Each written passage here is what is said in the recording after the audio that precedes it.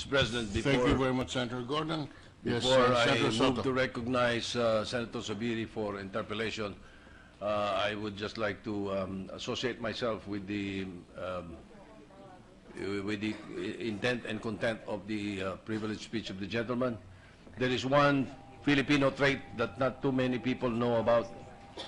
We never miss an opportunity to miss an opportunity.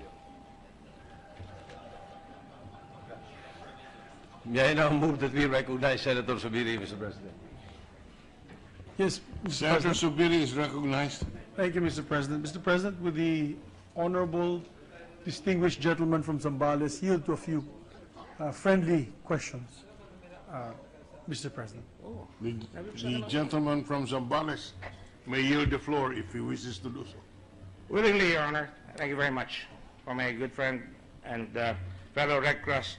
By the way, as the Red Cross delegates are here, I just want to know, you all to know that we have three, or rather four, officials of the Red Cross here. Senator Sen Zubiri is the Vice Chairman of the Philippine Red Cross. Senator Gatchalian is a board member of the Red Cross, and they all do us proud. And of course, Senator Cynthia Villar is a stalwart pillar of the Las Piñas Red Cross chapter. Thank you. Thank you, Mr. Chairman. Mr. President. Mr. President, I completely agree with the views of the distinguished gentleman from Zambales that Subic is one of the crown jewels of our infrastructure development program for Central Luzon. As a matter of fact, in the previous Senate, the previous 14th Congress, where I had the distinct honor of being with him, we were pushing for the Subic-Clark 3-to-1 Subic-Clark-Naiya corridor to develop that particular area. But as you can see, Mr. President, history has shown that Subic grew because of visionary leadership. Leadership, by example, leadership of passion and of vision. A man who had plans. A man who had not only plans, but laid out these plans, Mr. President, without lifting his chair. He's here now in this August chamber as one of the members of the Senate. I want to ask him, because as you can see in the speech when he had left Subic, it was on a downhill trend from there. How important is leadership to the post of these particular GOCCs? Because it's obvious, Mr. President, if you put somebody there, they say if you get peanuts, or you buy peanuts, you get monkeys, they say. So, Mr. President, I would just like to ask the good gentleman how important leadership is for these GOCCs for it to be able to develop. Thank you, Mr. President. I'd like to answer the gentleman from Bukidnon. Vision is important because it's better to know where you're going and not know how than to know how you're going and not know where. Mr. President, the problem with our country, and the solution must be, is that we stop appointing people who just want the title. It is just like us. The Senate President right now on the podium, on the chair, and our current Senate President are both lawyers, and I'm a lawyer. There are several of us here. I used to say we have 49,000 lawyers, probably more today. Everybody wants to be called attorney, but we have no justice. Same thing. People want to be chairman of Subic because it is nice. Chairman, sikat, meron kang hawak na tao. Pagkakataon. At kung gagamitin niya yung gano'n, eh talaga walang mangyayari. Kung walang vision, walang driving force. Kung walang integrity, hindi ka susundin. Tatanda ako, sinabi ko, pag nakita niyo ako nagnakaw ng isang pako dito, nakawin niyo na ang buong Subic. Wala pong nagnakaw ng mga panahon na yan. May nag-attempt pumutol ng kahoy, tao mismo ang nagsusumbong pagka pinuputol po yung kahoy. So people have to own the vision.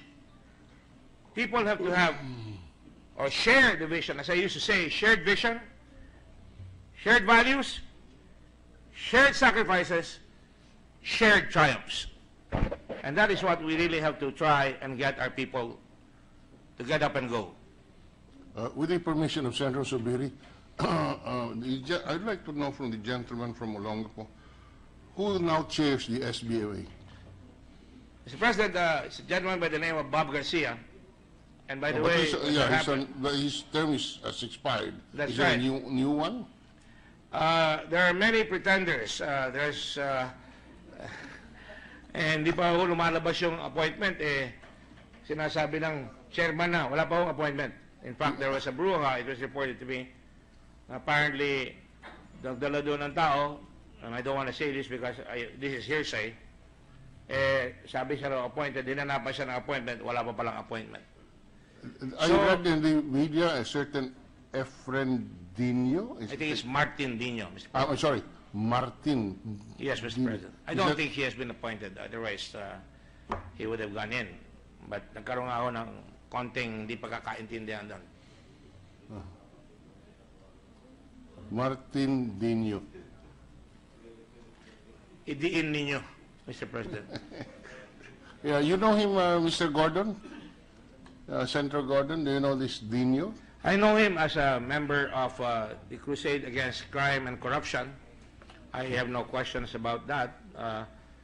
When you put somebody there, I suppose the President would know better than to put somebody who cannot promote, who cannot go out and go to the whole capitals of the world, the economic capitals of the world, the business capitals of the world, to be able to say, come over, pasok ko kayo dito. There's the rule of law there. Magagawa ho natin lahat yan, and we will not be harassed. We will not be corrupted. We will not allow ourselves to be corrupted.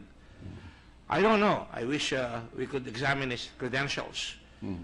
But I would advise the President, and I'm not saying this, in fact, I was being asked, recommend, sabi ko, kung kukuha tayo dyan, sabi ko, kumuha kayo ng tigarian o nag-volunteer.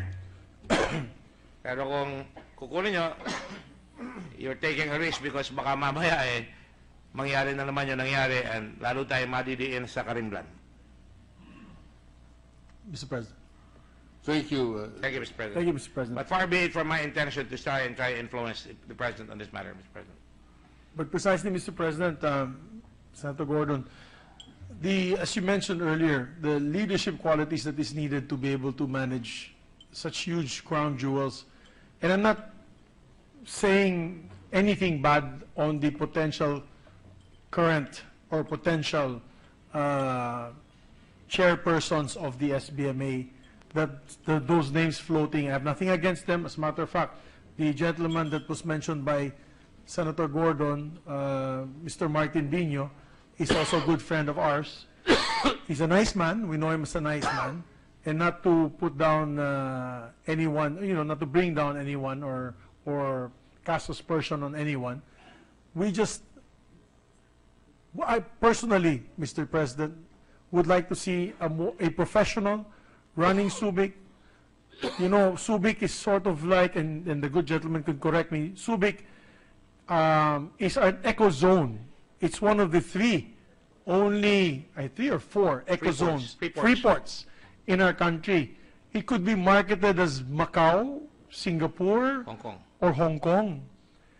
And what we need there is a combination of a manager, at the same time a tourism expert who can actually market this all over the world, as well as a marketing expert being able to gather businessmen to relocate their companies to the said facility. Would that be correct, Mr. President? That's correct, Mr. President, and I'd like to join you. He is not an enemy, he is a friend, but I think that we have to examine whoever is going to be there to make sure that he has the qualities that you mentioned.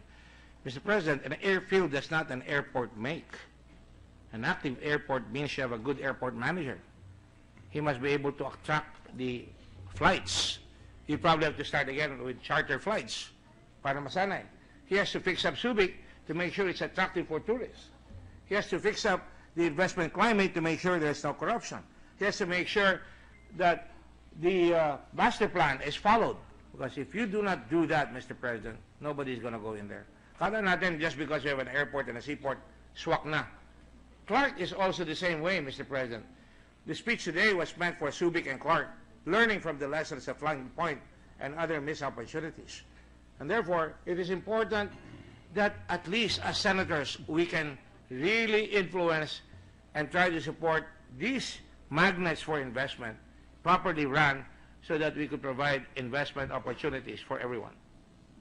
Yes, Mr. President, I could clearly recall when I was a younger gentleman in the mid-90s, when Senator Gordon was still SBMA chair and head. All of us wanted to go to Subic. Subic was the hottest spot to be in Luzon as a tourist destination, as a shopping destination. I remember they used to have a lot of, what do you call those, when you go shopping, the outlets, duty-free outlets. And even food, when you wanted to eat a great cheeseburger, fast food, American fast food, we'd go to Subic. Bowling, I remember they had a fantastic bowling facility. Subic Bay Yacht Club was still brand new. It was really the in place to visit at that time, Mr. President, bustling with so much activity. And it saddens me because I was there recently to buy a truck at the auction, because they have an auction now. I think that's the only thing that really is going on for Subic in the newspapers, is the quarterly auction of trucks and buses and vehicles. And I was so sad to see, Mr. President, the ghost of its past, of what it used to be in the past. It's really sad, and I never talk about it with my good chairman of the Red Cross and my good chair Ninong, because I know it makes him sad to hear these kinds of comments.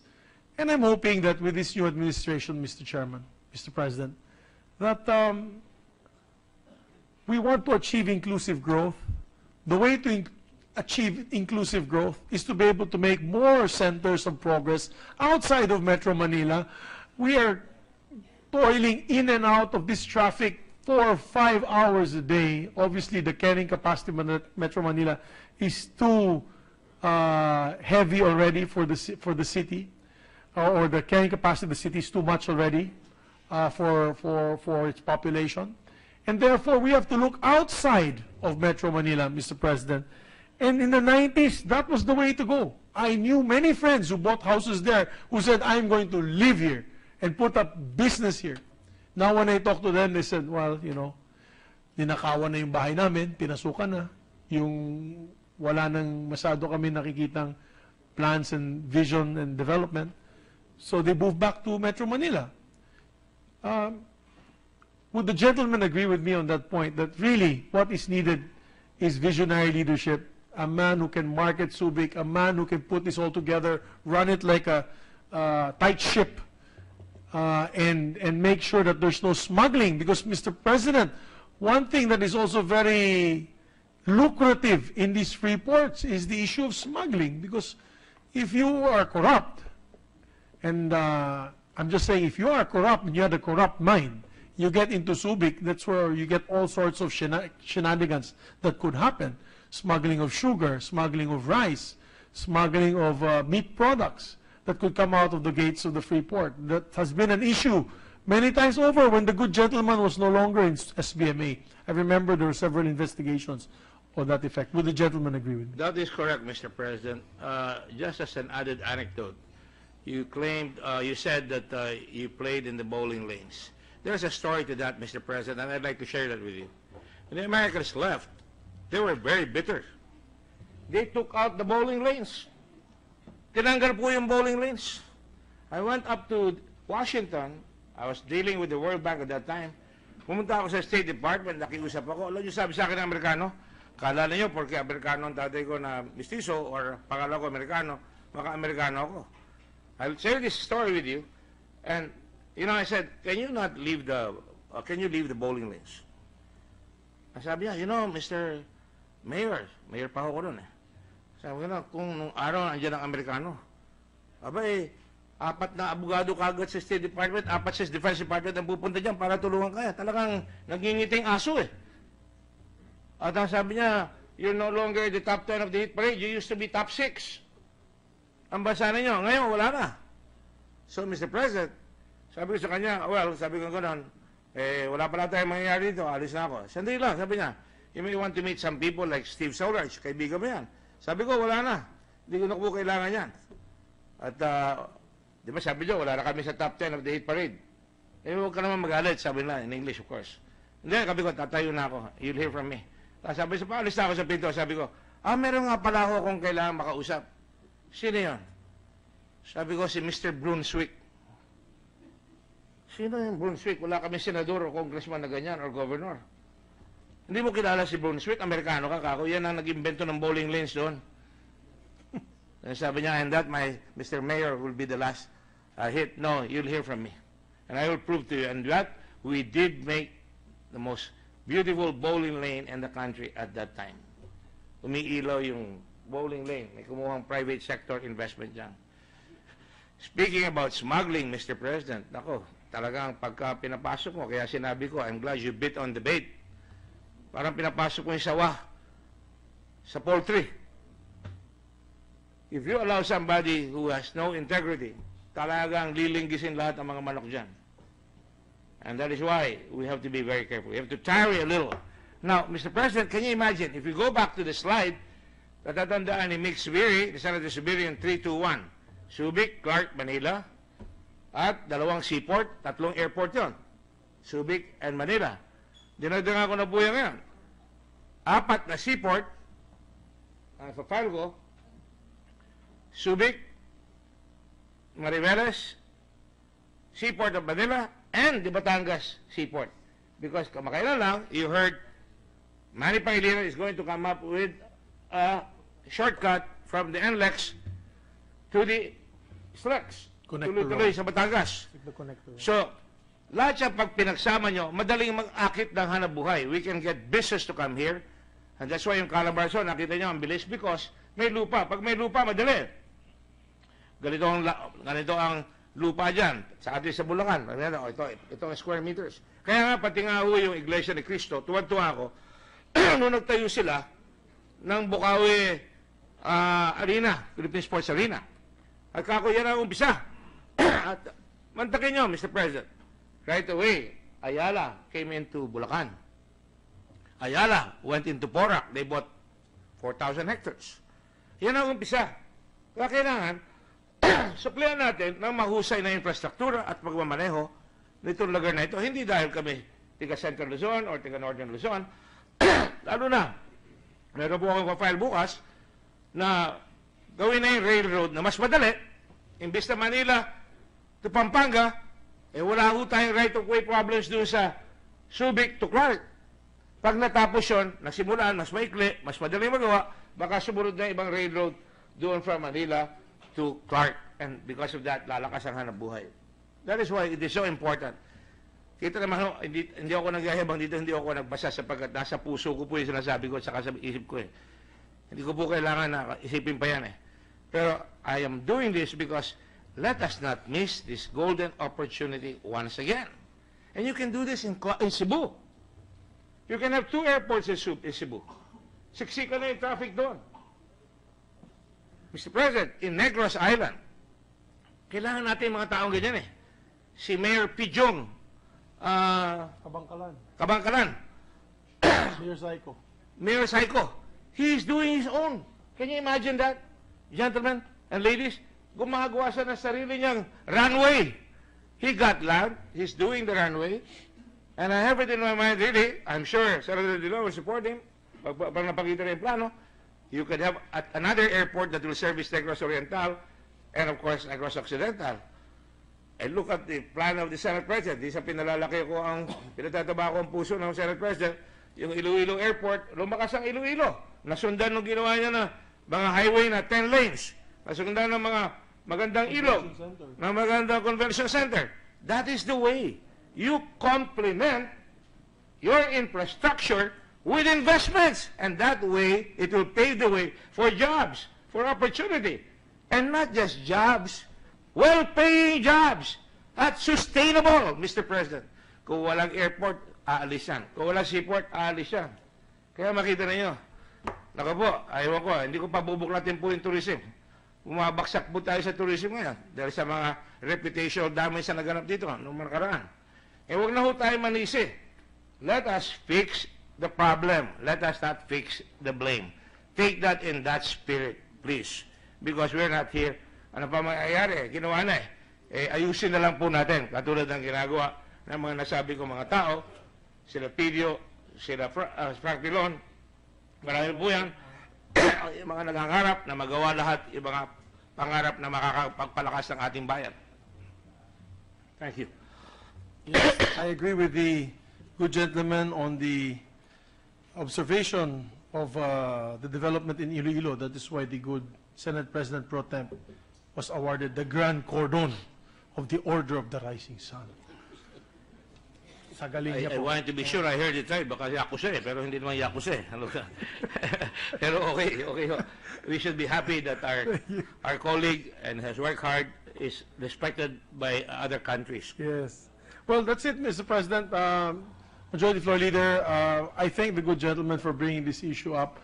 I just really hope and pray that the new administration can really choose wisely when it comes to the management and operation of the Subic, SBMA, as well as Clark.